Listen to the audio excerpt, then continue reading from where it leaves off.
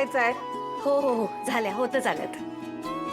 सध्या पुरणपोळ्या करायला एवढा वेळ लागतो? पटपट हात चालवायचे नाही आणि मग कारणं देत बसायची. नाही नाही, आज असं काही नाही होणार. अगं नाहीच होणार. तुला माहितीये का, एकदा आत्याने आणि आईने ना संक्रांतीला गुळाच्या पोळ्या करायला घेतल्या होत्या. आठवतंय का आत्या? हो मग काय, केवढ्या पोळ्या केल्या होत्या आम्ही. हो ना.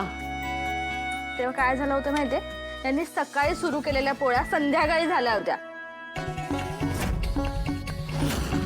नमा, तसं आत्ता व्हायला नको असं म्हणायचंय मला.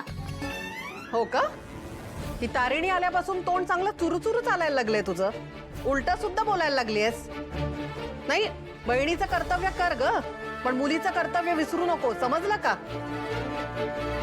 नीट वाग जरा. आज सण आहे. निशू आणि जावई बापू येणार आहेत घरी. चार चौघात लाज आणू नकोस आम्हाला.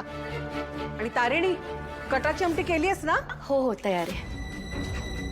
निशूला खूप आवडते कटाची आमटी. तिच्या आवडीचं सगळं करणार आहे. आज पहिला होळीचा सण आहे तिचा. दोघं जोडीने बसणार आहेत पूजेला. अगं पहिली होळी तर तारिणीची पण आहे की. पण पहिल्या होळीपर्यंत पण लग्न टिकवता आलं नाही ग हिला. आता एकटी थोडीच बसणार आहे पूजेला.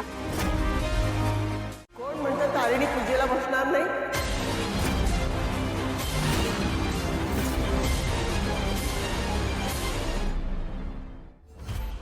खूप तयारी करायची. चेतना काकू, मम्माचा फोन आला होता. त्यांनी आम्हा दोघांना बोलवलंय पूजेला होळीच्या. हो का? हो. छान छान, मस्त नवस करा देवाकडे. हो करणारच आहे.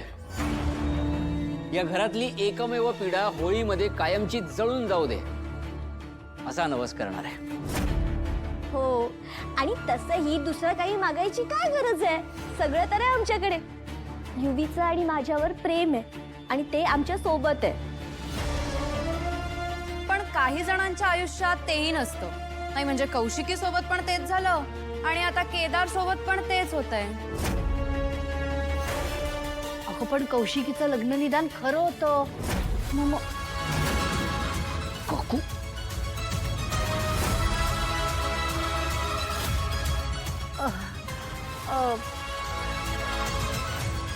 कौशिकी सारखं केदार तारिणीचं लग्न भांडणामुळे मोडू नये याची भीती वाटते ग. पण त्यामुळे का होईना पूजेचा मान आम्हाला मिळालाय. आफ्टर ऑल ओरिजिनल खांडेकर आहोत ना आम्ही.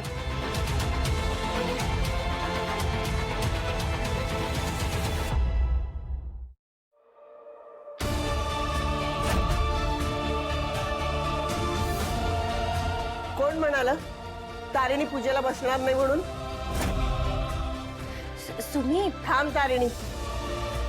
मालती, तुला कोणी सांगितलं तारिणी पूजेला बसणार नाही म्हणून? अगं सुमित, तसं नाही म्हणायचंय तिला. आता केदार नाहीये ना इथे, मग आम्ही कशी करणार पूजा, म्हणून ती म्हणाली, बाकी काही नाही. केदार येणार आहे. काय? हो, अगं पण तो कसा काय येईल इथे? कारण त्याचं तुझ्यावर प्रेम आहे.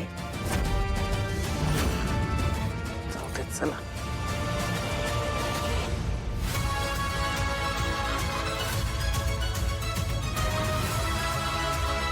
आले.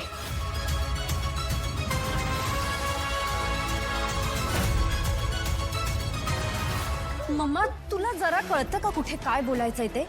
तो केदार उभा होता तिथे. त्याने ऐकलं असतं तर? त्याला कळलं असतं ना ऑलरेडी आपल्याला त्यांचं सिक्रेट माहितीये. सॉरी ग, मी मुद्दामून नाही केलं, चुकून केलं. नाही नाही, करा तुम्ही, चुका करा तुम्ही. सगळ्या बायका मिळून चुका करा आणि त्याची शिक्षा मी भोगतो. तारिणी, गेले अनेक दिवस मी बघते तुमच्या क्षुल्लकशा कारणावरून भांडण झालंय. मला वाटलं आज मिटेल, उद्या मिटेल, पण आज मला बोलावं लागतंय. सगळ्या नवरा बायकोंमध्ये वाद होतात, भांडणं होतात. तुम्ही मला नाही बोलायचंय आता या विषयावर. तारिणी,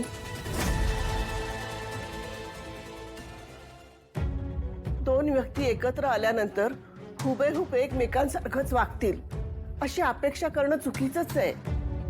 तुमचं कशावरून भांडण झालं, का भांडण झालं, यापेक्षा महत्वाचं आहे एकमेकांची साथ न सोडणं. अगं कोणत्याही नात्यात चढ उतार येतातच.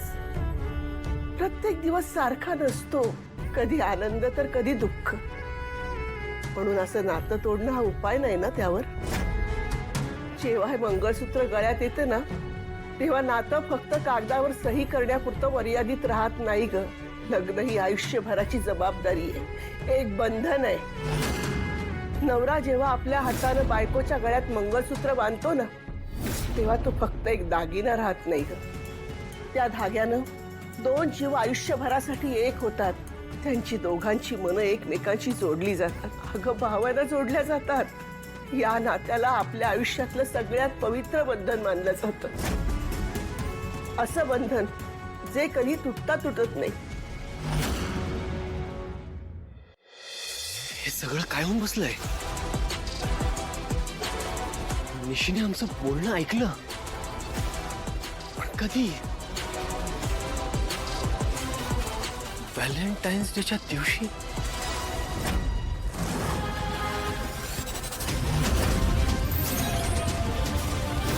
हे लग्न, हे नातं, हा संसार, हे सगळं खोटं.